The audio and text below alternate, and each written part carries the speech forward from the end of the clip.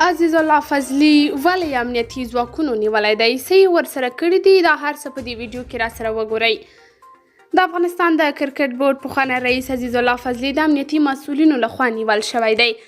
د کابل امنیه قماندانۍ یوه امنیتي سرچینې امریکا غږ ته ویلي چې عزیز الله فضلي تېره ورځ هڅه کوله چې کرکټ بورډ ته په داخلېدو سره ځان د دغه بورډ نوی رئیس اعلان کړي، خو وایي چې د یاد بورډ امنیتي ساتونکو یې مخه نیولې ده.